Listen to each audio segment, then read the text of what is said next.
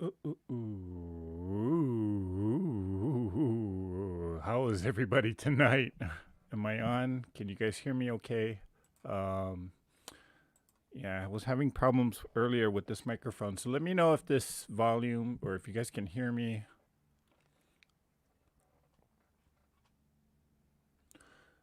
But while I wait for that, good evening, everyone.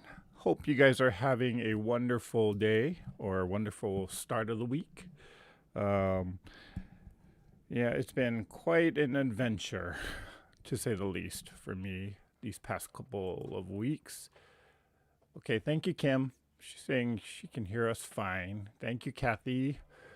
So, first and foremost, I do have to say thank you very, very much for those of you that sent your kind words of encouragement. Um, last week, it's really funny because last week, or maybe 2 weeks ago, was it? Anyway, on Saturday, maybe 1 or 2 weeks ago, I started to kind of get some cold shivers. And then by Monday morning, had the full blown flu going on, which is why last weekend I just decided to just cancel the Tuesday Night Live. And then for the rest of the week, I was just out. And as soon as I sent the messages out, some of you have reached out to me, making sure that I was okay. So I want to say thank you, guys. It's always appreciated to know that you guys are out there worrying about me, but I'm fine now. It's I still kind of got a little bit of a cold lingering. And the weird thing is that when I checked in with my doctor, I called to make an appointment. The doctor kind of told me, or was just giving me a diagnosis over the phone. And I'm like, I want to see you, doctor. I don't feel so good. I want to see you. I want to see you. He's like, no, don't come. I'm like, why not? Well, it turns out that he was actually dealing with a patient that had COVID, and so he was telling his other patients to not come in unless it was like an emergency. Which in that case, he just told people to just go to the emergency room. But um, just from asking me some basic questions, he kind of knew that it wasn't. Um, it was just basically the flu. He said that it's probably not COVID related, or whatever I had was probably not COVID related, but just to get a test and make sure. And the test came back negative. So, yeah, thank goodness for that. But I'm just glad that the doctor told me don't come in because he had some COVID patients that he was dealing with and they were trying to sanitize the office. Okay, so, but again, thank you guys for those who've been sending emails, sending me messages. I totally appreciate that. And yeah, I'm here tonight. Okay, so let's see. Let's do some shout outs. Let's see who is here. The Emptiness Crafter, Miss Pam. Hello. How are you? Judy Hubert is here. Judy Hebert is here. She's saying hello. Linda Faust is here. Hey, Linda. And Barb McKinley from Washington State. How are ya? Donna Hoffler, good evening. Melina Montoya is here. Kathy, good evening, Kathy. So, hey, Cam. Hope everything is okay. And by the way, your grandson, total cutie. So, cutie. Oh, speaking of cutie Rupert is here. Hello, cutie. Um, and I'm sorry if I missed anybody. Molly Fisher. Hey, Molly. Glad you made it here tonight. Jackie is here. Hello, Jackie. Um, Irish Sail Lady. Good evening, Eric and fellow crafters and quilters. Still hot and humid here in sunny Florida. Well, summer has definitely arrived here because I think it's reaching into the hundreds here in Southern California. So, yeah. But I'm glad you made it here. Pat Boo is here. Hello, Pat. Vera Weeks is here. Okay, and if I skipped you, I am totally sorry. Brenda Foley is here. Sin Forrest is here. Hello, guys and ladies and gentlemen. Phyllis G is here. Hey, Phyllis. Jeannie Wellen is here. If I missed anyone, I am so sorry. The chat is kind of scrolling, and I'm trying to fight it from scrolling forward. So Shirley or Miss Around to It is here. Remo J. Good evening, Remo J. How are you? Okay, so again, if I missed you, I am terribly sorry. Um, oh, Luta. Hello, Luta. I'm not sure if I said hello to you, but hello. Okay, so, and guess who? Nancy is here. Hello, Nancy.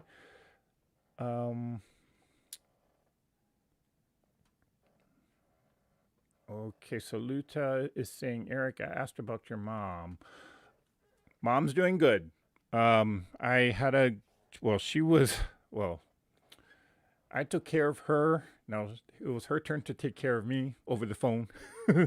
But mom's doing good. She's still a little bit sore, but I mean, she's up and walking around. She's not driving, thank goodness. But she can do things on her own. And from what she's telling me, my stepnephew, whoops, sorry about that. My stepnephew is actually helping her with certain things. And he actually, okay, this was kind of a funny story because my mom, if you didn't know, she's kind of a pack rat when it comes to certain things. And so while I was home, just trying to take care of her, I cleaned out that kitchen from top to bottom, scrubbed the floors, wiped all the cabinets and everything, and then just threw away all the old canned goods. But it had gotten so bad in my mom's case that she has a galleyway kitchen in which it's like a long hallway, and you only got maybe about a 3-foot opening to just kind of walk back and forth. She had so much stuff in there that you really couldn't walk into that kitchen. I mean, it was like it was like a kids playground, jungle gym. You had to climb over stuff just to get one canned good out of the pantry. And I said, oh, okay, yeah, this is not happening. So I spent my time just cleaning out the kitchen, scrubbing the floor, wiping the cabinets, throwing out a lot of stuff. And then when I left, oh my gosh, you could actually do a cartwheel in that kitchen. I actually could do a cartwheel in that kitchen. And so when my nephew or stepnephew went to visit my mom, he's just trying to help my mom out. He said, "What the heck happened into that kitchen?" And my mom was like, "What do you mean?" I mean, you can actually go in there. Oh my God, I can actually go in there and cook for you. So my mom told him what I did, and he's called me up and texted me. He's like, "Thank you so much. Now I can cook for grandma." So she's happy. Let's just say that. And one thing about my stepnephew, yeah, he can throw down some food. Let's just say he knows how to cook. Yeah. So, but she's doing fine. She's still she's moving around a lot. She feels a lot better is what is most important, but she's not really slowing down. She's still going. We kind of came to the conclusion that she's a little too old, or she's not, it's not safe for her to drive on her own. So I think up till late part of last year, early part of this year, my mom finally decided that, yeah, it's time to give up her car, give up her license because she's approaching 80 and she was driving. So, but she's still a Miss Independent Woman. Still wants to be out on her own, but we finally talked her into going into a not assisted living, one of those senior citizen community places. So think she's kind of okay with it. She's trying to be excited about it. And I told her, you might have fun because you'll be around people that have similar interests in you. I was going to say that are as old as you, but no, I shouldn't say that. So, yeah, she's doing good. Um, yeah.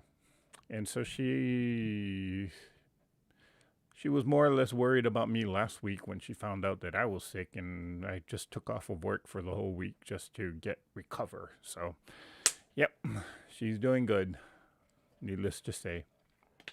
But thank you for asking. Okay, let's see. Pat Boo says SoCal 100 degrees is very hot. Yep. I was actually looking at the weather forecast for this national park called Death Valley. The low temperature was 120. The high was 100, almost pushing close to 130. I think it was like 127. But the low, 120. Oh, that's hot. Okay, so what am I up to tonight? I am hoping that this is going to work, so keep your fingers crossed. But I finally got the video for the Long Beach Quilt Show working, so I haven't fully tested it on a live environment, but it seems to be running okay on the test environment, so we're going to give this a try, guys. Okay, so let's go. Wait, let me get set with this.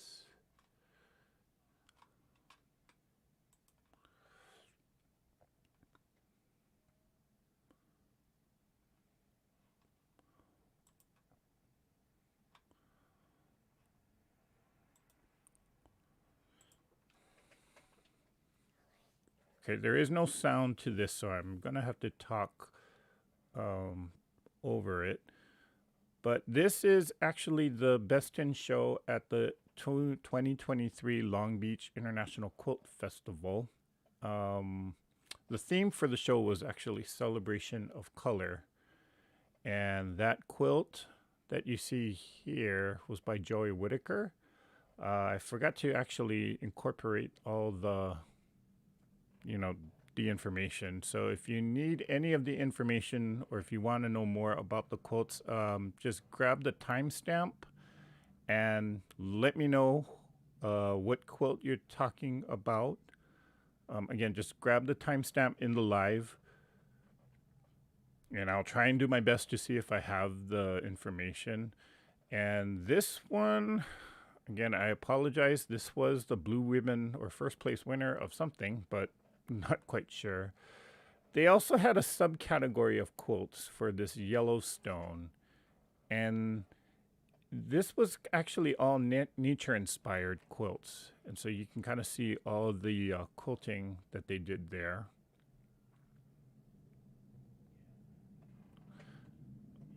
Again, well, most of these would have been art quilts, but what I really like about this, I believe this might have been painted. I have to check my notes on this. Oh, no. Part of it is applique. Part of it may have been painted. I'm not sure, but there you go. Bighorn sheep. Yeah, sorry for the camera work there. I need to actually run it through software that'll make the image stay still. But there are some other quilts that you see here that were also part of this Yellowstone, I guess, subcategory. Now, I think I go back to that other circular quilt. Do I? Sorry, I haven't really fully looked at this video just yet. So I just kind of threw some random clips together. Okay, so this quilt, when you look at it, I could definitely tell, again, knowing that this is, or the category is Yellowstone. Yellowstone has Old Faithful, that geyser, and they have that sort of like hot spring pool. And as soon as I saw that, I knew this was the Emerald Pool.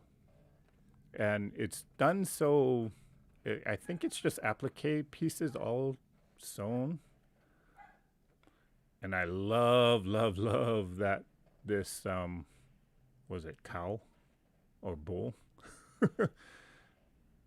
Yeah, and all applique, but look at the heavy quilting on that. I just kind of feel like the quilting, when you do it, especially on like an animal like this, it just adds more texture to the fur. It adds a lot of movement in the background. So that one was called Home is Where the Herd Is. And there's the Emerald Pool. That was one of my personal favorites.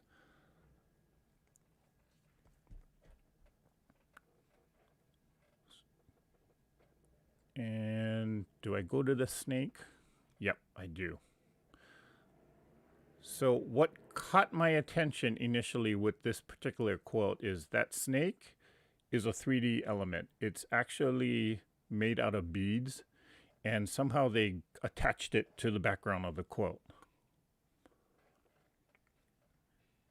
Yeah, I noticed in this show there were a lot of 3D, or a lot of quilts that had 3D elements, and yeah, I hope I put the clip on this other quilt that might be coming up later.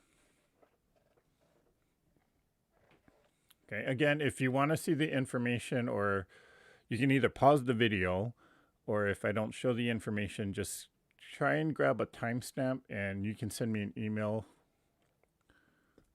Okay. Crazy blocks. I love quilts with crazy blocks, but this one in particular, I mean, whenever I see anything hand quilted, yeah, hand quilting is not something I do, or hand sewing is not something I do, so I can certainly appreciate the effort or the beauty of what people do when they do that.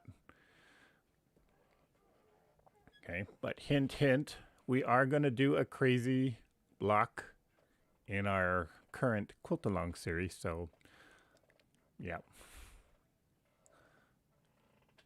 Okay, so there's the white glove person there showing the back of the quilt. And you know, this particular quilt caught my eye because I thought that red circle was a Dresden, but it had a lot of bright colors, and I thought the colors kind of meshed well together. Okay. Now there was a person that, I guess a curator or a private collector that was displaying some of her quilts, and so this is one of them. Some of these quilts go as far back as to the 1800s as what she's dating them. Um, Sorry, I missed what year that she put for this particular one. But when I got to talking to her, you know, I kind of learned a lot from just talking with this collector, in that she had a lot of knowledge in terms of how fabrics were used at the turn of the century or even in the 1800s. So just by looking at a particular fabric, you knew that this either was somebody who was like a middle class, maybe, no, I don't want to say poor, but sort of like, you know, working class, and someone, as opposed to someone who was very wealthy. So she was pointing out some of the things that within the fabrics, what you can look for. Very interesting. So if you ever do get a chance to talk with one of these, a curator that has a lot of knowledge about antique fabric or antique quilts, you know, try and strike a conversation with them, because you'll learn a lot.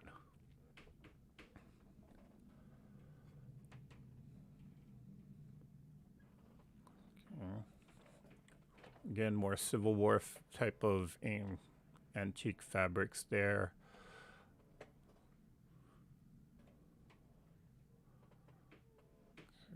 Make sure nobody's popping questions in the chat. Okay, so now, who knew half square triangles could be so dramatic? But there was a half square triangle quilt, and do I measure it with my finger? Well, these I think were 1 inch half square triangles, but even though it's just I mean, it's a simple block, but look at just how striking it is. And there's a size reference with my thumb.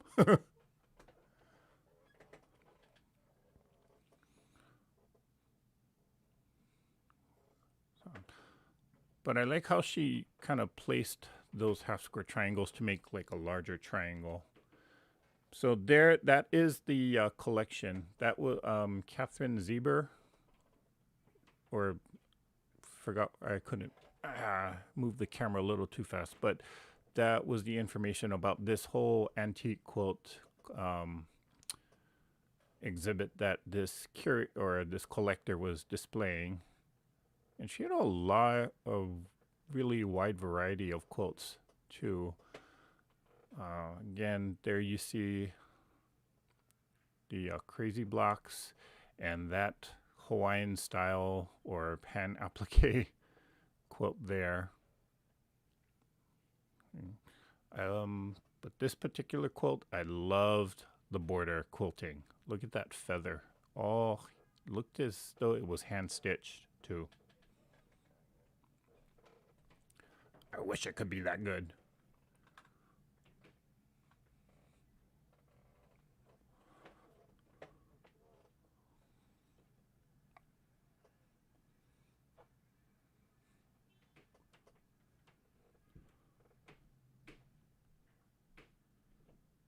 Yeah, Pat, trying to line up those seams with the HS half square triangles. Yeah, good luck with that.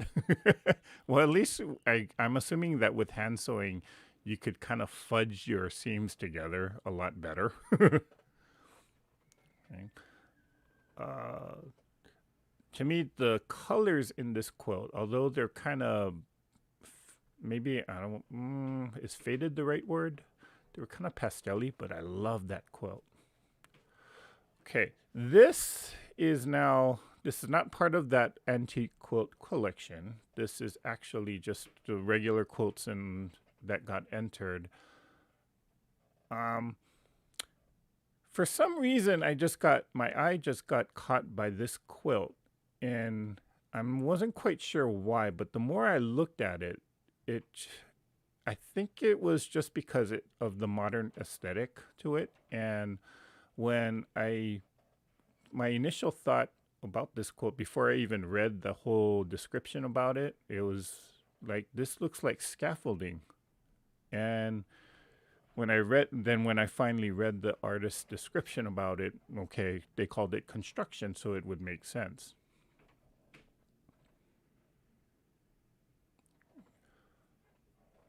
Ah, the sun quilt. Loved, loved, loved this quilt. Just you look at the bright color yellow and you just want to smile.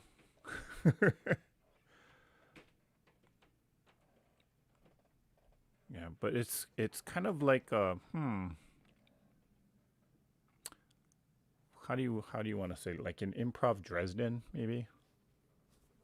I have no idea how you would put something like that together. I guess you would do it in sections or quarters. Turn the Dial by Kathy York. Yeah. Yeah. Yeah.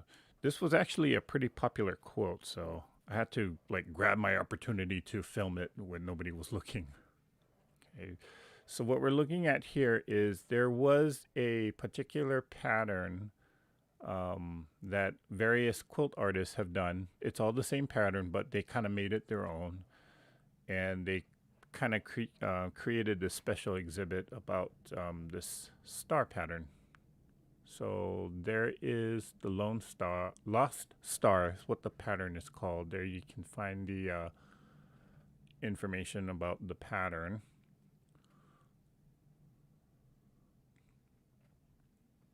Okay. But it's very interesting. The different color combinations that each of the creators used. Some of them, as you'll look at that quilting.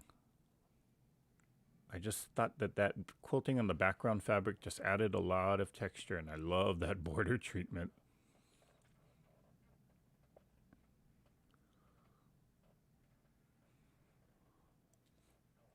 I've been working on hand quilted queen on and off for about 15 years. Whoa, 15 years.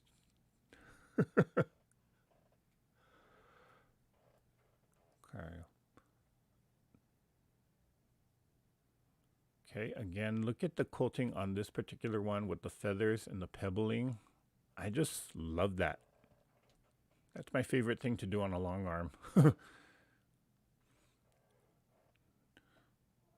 Okay, now this particular quilt was another quilt that was very popular. So whenever I had it, I basically saw that there was nobody around this quilt, so I ran to take a picture of it and do some video on it. Okay.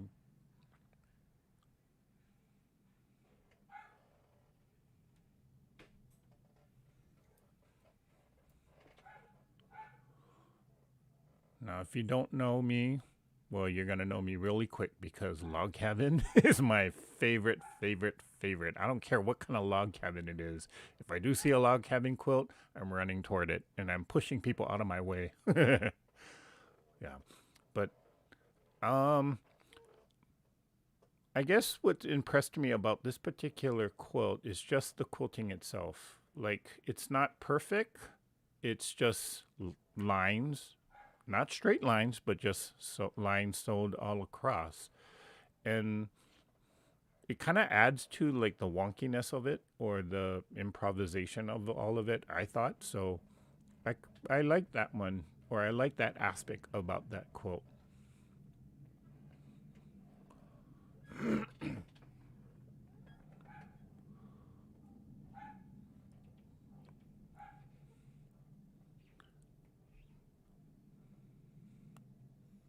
Kaukauna, Wisconsin? That sounds very Hawaiian. Yep. So this again was another quote that was very popular. A lot of people crowded around this, and well, because of those really bright colors, it's an eye catcher. But when I get up close to it, you'll kind of see. Look, pay attention to the quilting in that turquoise blue, because what you're seeing there is not the print of the pattern. That is the actual quilting itself that makes that harlequin, or I guess checkerboard pattern in the background, which I thought was very, very impressive. And I like how they did this sort of modified feather around those arch things.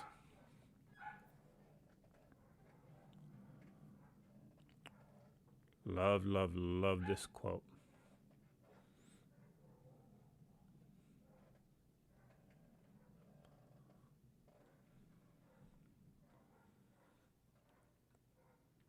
So this is a blue ribbon winner, and to me that's it. When I first looked at it, I thought it was just colorful wood chips. But then when I got close into it, you can kind of see all the details that this person or this artist actually put into every single one of these circles.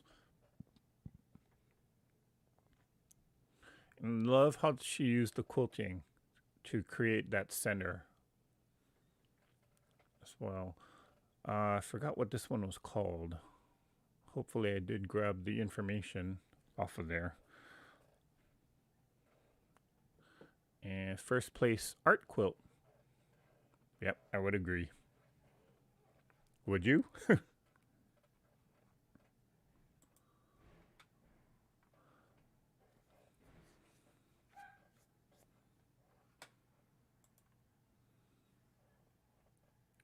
Blue wave, I wanted.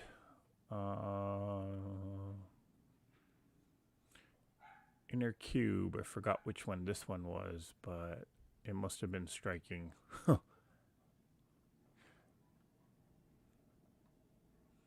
Oh, yep. Yep. It was striking because of the tulip pink fabric, for me at least. And this is another blue ribbon winner.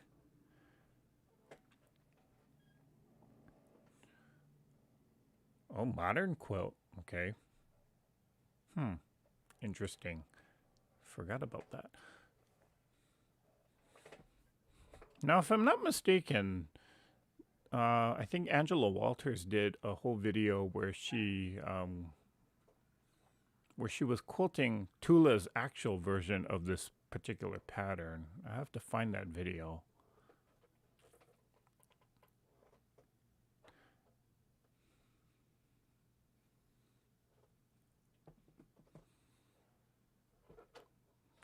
Okay, so now we go into the landscape quilts. Love that quilt there.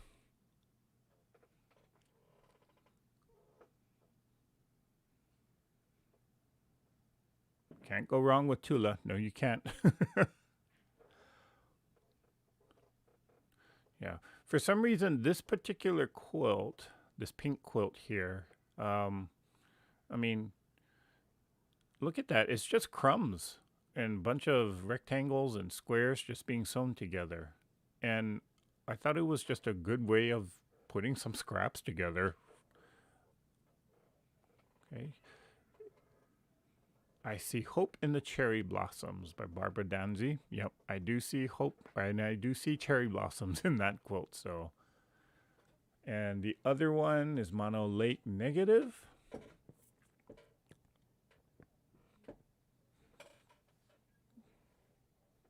Yeah, I've been to Mono Lake, so yeah, that quilt definitely represents that landscape.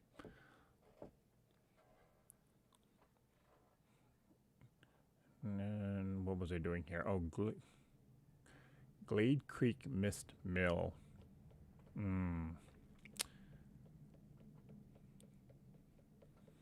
Now I couldn't tell if this was a panel or if this was applique, but no matter what, or maybe it was painted surface. Something told me it's applique just by looking at these leaves. But something else told me it might have been a panel, so it could be a combination of a lot of different things. I'll just have to read the description a little bit more carefully, but I kind of thought that this was very picturesque.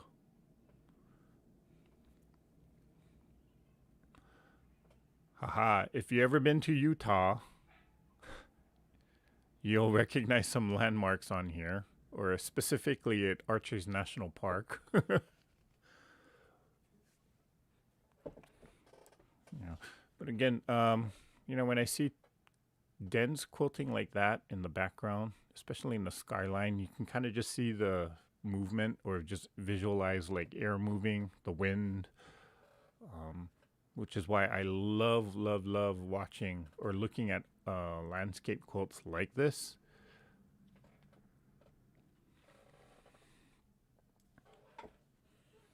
Hey, Tiffany.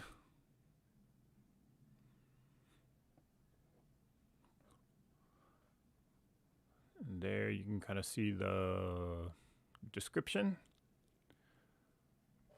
Yeah. I was kind of quite shocked how many quilts were actually available for purchase at this particular show. Or more and more so, I'm seeing a lot more of these show quilts being available for sale. Ah, another crazy block. Crazy block. Crazy quilt. Yeah. I just love looking at these types of quilts because of just the scatterbrain nature of it, I guess. And hint, hint, there is a crazy block coming up in our current quilting quilt-along series, so be prepared for that. But I just like how this person kind of used a lot of embroidery. Look at that butterfly. They used a lot of embroidery and just kind of stuck it in this quilt in random spots.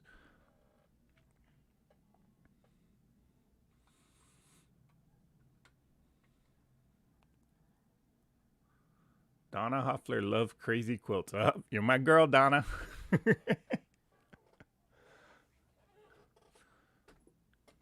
Yeah. Oh, I didn't even notice that the shield there. So there is, dated 1890. Wow. So that must have been, Or maybe I didn't notice. That was part of an antique collection. Okay. Oh, this safari quilt. This was so hilarious. Notice that all the animals are showing their backsides to you.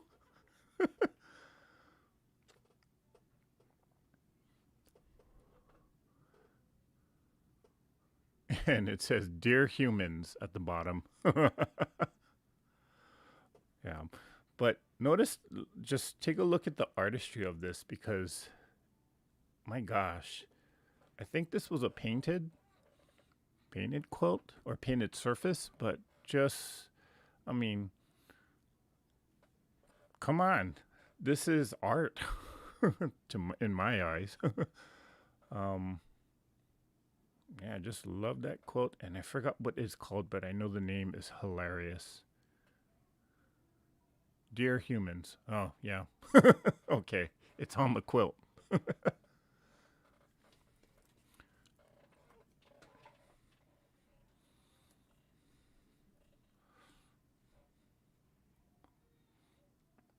Another cheerful quilt there with a lot of applique pieces on top.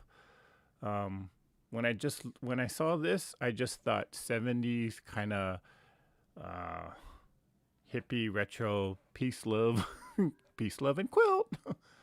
um, that kind of vibe from it. Just real happy, real cheerful. Or what was the saying? Flower love.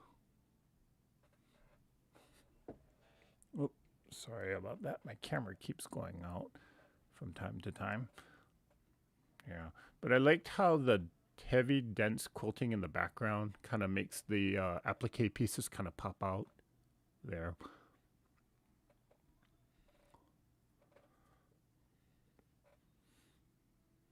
Okay.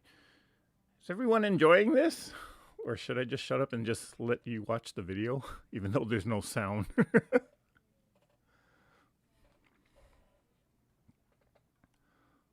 Okay, we got about 5 minutes left on this. Okay.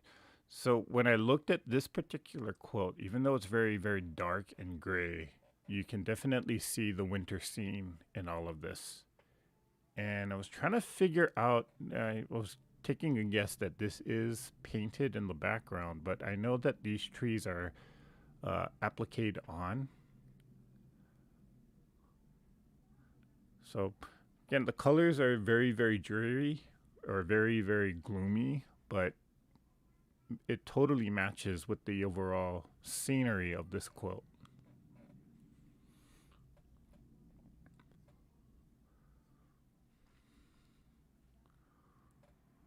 Yep, painted and machine quilted. Okay. Okay. Again, if you need to, or if you want, you can always pause the video when this on the replay if you want to spend more time reading those descriptions, or you can send me an email.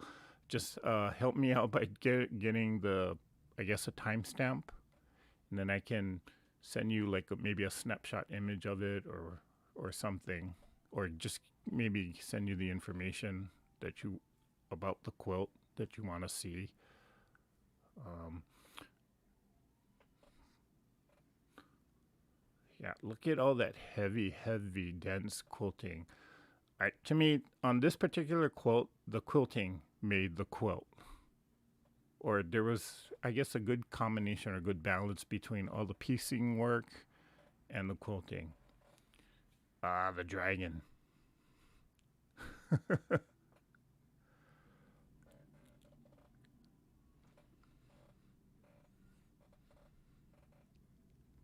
The iguana. Oh, what did I say? Dragon? Iguana. Mini dragon.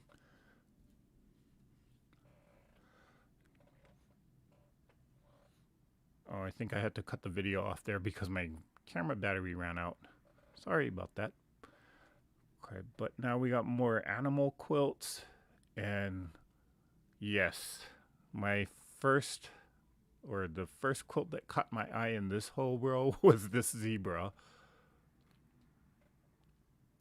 just with the bright colors, not really heavy quilting on it, but the colors just kind of catch your eye throughout everything else.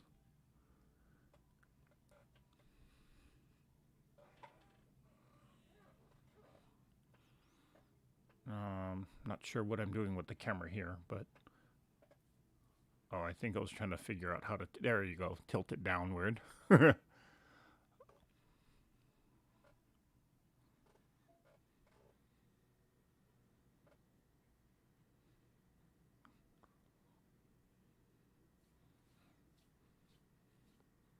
Yeah, okay, so let me pause this video right here for a second because I want to point out that that armadillo, that very colorful armadillo looking thing that you see right there in the center, that is another 3D element.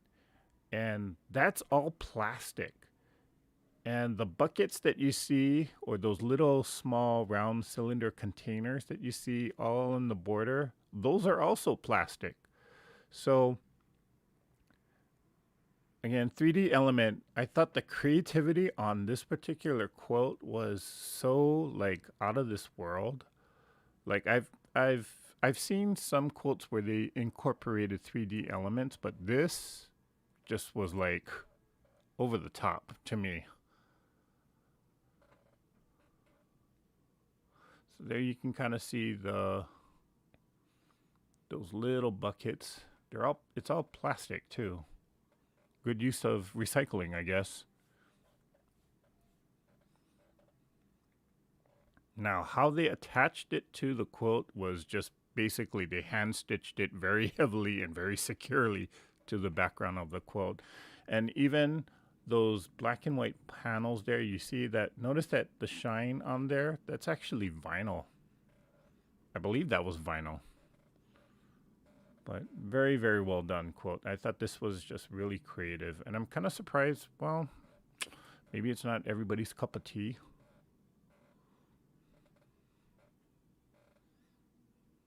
Yep, recycled plastic jugs, vintage crochet dollies, rubber stoppers, lace trim, paint, fabric, foam, felt. Yeah, somebody's got a really cute sense of humor with this particular quote. Blah, blah, blah. Reminds me of my former neighbor's bird.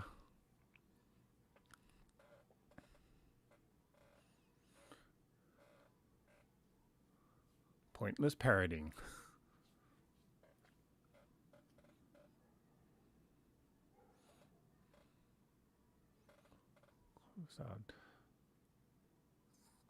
Okay, this, by technical definition, this sculpture is still a quilt because it does have, each of those pieces still does have its 3 layers, and there is sewing done on those 3 layers. So I just was kind of flabbergasted by this whole sculpture because I couldn't believe it was still technically a quilt. But it's a whole 3D element. So this is kind of taking quilting to the next level.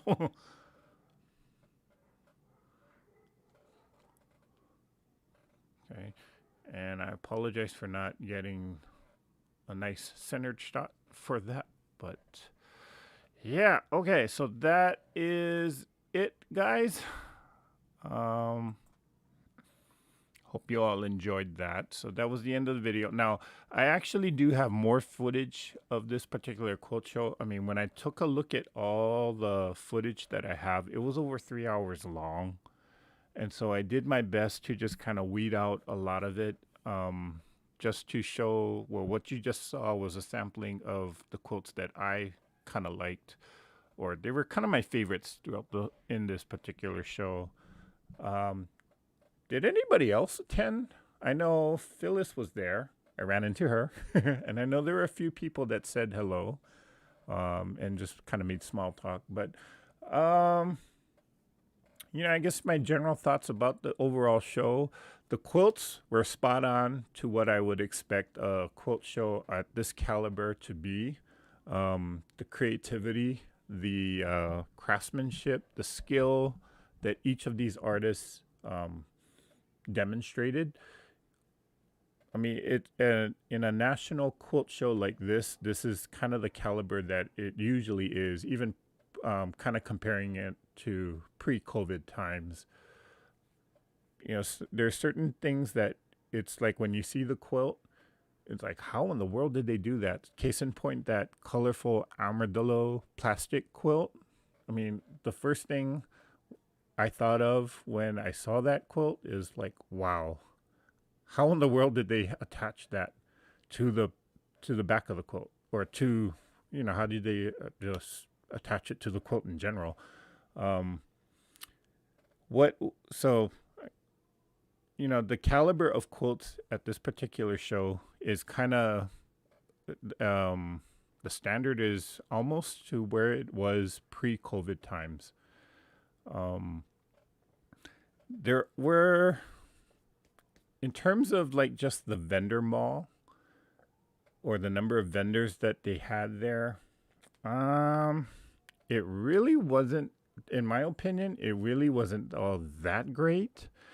Uh, Comparatively speaking, it was definitely less um, than the other shows that this particular organization puts on.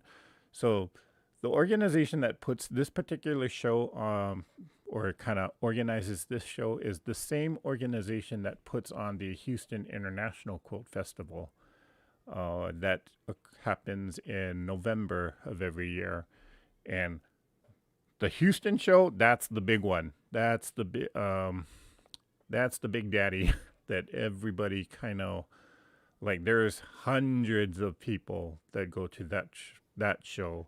Well, when I went there, when was it? 2017. I mean, yeah, you had about 1 million people in this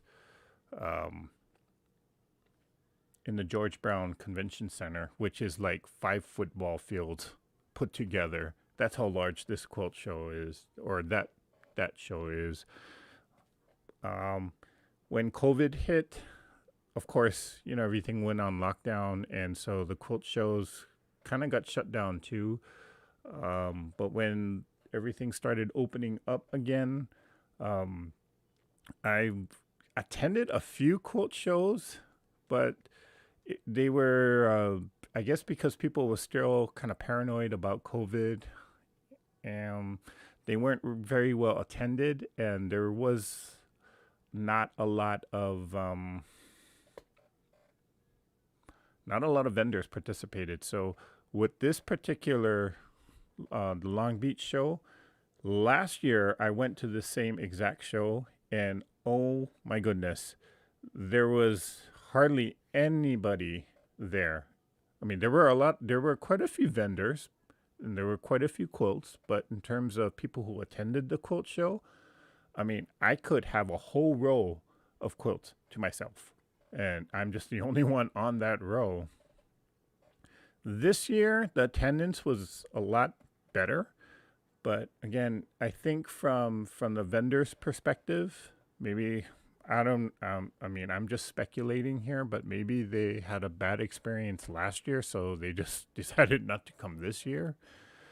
Hopefully, it'll be better next year, or it can only get better from here on out. So, um, that was amazing. Thank you for showing it. Oh, you're very welcome, Donna.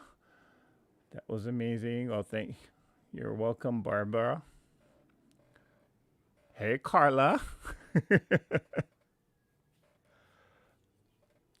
Okay, Jackie saying that was amazing. You're welcome, Jackie. Sheila Day. You're welcome, Sheila. That was great. Thank you. You're welcome, Terry. You're welcome, Kathy. That is a lot of people. Yeah.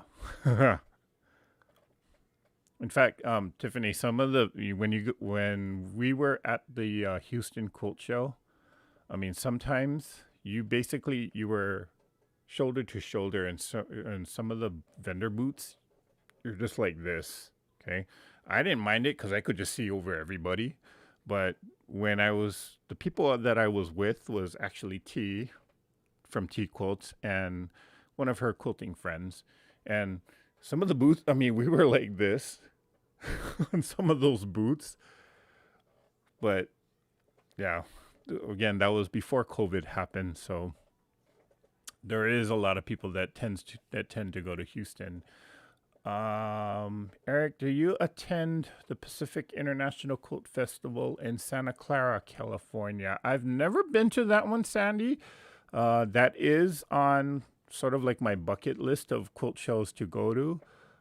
Some of the other ones, hopefully in the future, I will be able to go to that particular quilt show. I also do want to go one year, at least once, to the Sisters Outdoor Quilt Show in Sisters, Oregon. That's another one that I would love to see. And sometime in the future, I mean, Houston was the largest quilt show. I think the Tokyo International Quilt Show in Japan might be surpassing them now. So that's another one in terms of the worldwide. That's another large quilt show. So that's also on my bucket list.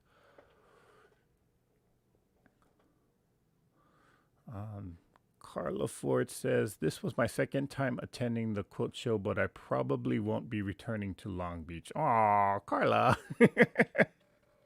Well, more stuff for me to buy then. So Melster saying, thank you for the video and commentary. Thank you, Melster. You're so very welcome. I have to watch from the beginning. Yes, you do, Tiff. Because the Best in Show, which is the very first quilt that I was showing, I think it's the same person that won the People's Choice Award with the quilt show that we went to, or QuiltCon that we went to last year. Take a look at that one, Tiff. When we went to QuiltCon, it had a lot of people. It was people in Long Beach like that. This year, Long Beach was probably even twice as what you saw in QuiltCon. QuiltCon, when we went, Tiffany, was more like what Long Beach was last year, so sadly to say. Did you buy any goodies from the vendors at this show? Mozilla, I love that name, by the way. Hello. I did actually do, on a previous live, I did actually do a haul for it. Let's see, when was that? I think it was on July 11th. So you can kind of go to the Treasure Heart Creations YouTube channel page and just look for the live that was, I believe it was on July 11th.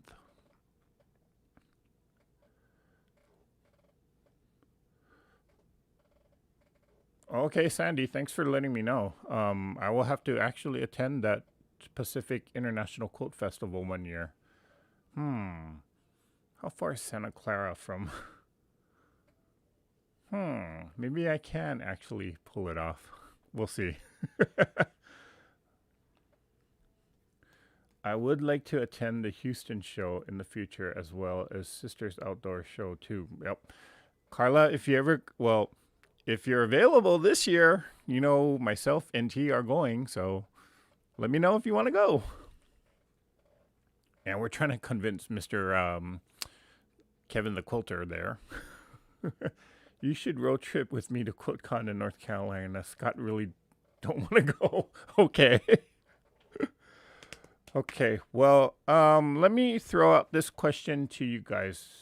Has there is there anyone out there that has never been to a quilt show?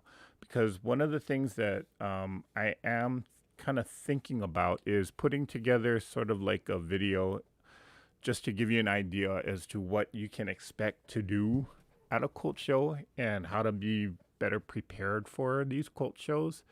I've been to quite a few of them, both on a larger scale, regional quilt shows, international quilt shows, as well as just, you know, your local guild quilt show. So I don't know if people need tips, or I was kind of thinking about putting together a video, just my tips about how to be better prepared or what to expect. So if that's a good idea, then just let me know in the chat. Okay. Things coming up. Well, as you can see behind me, let me just pull out.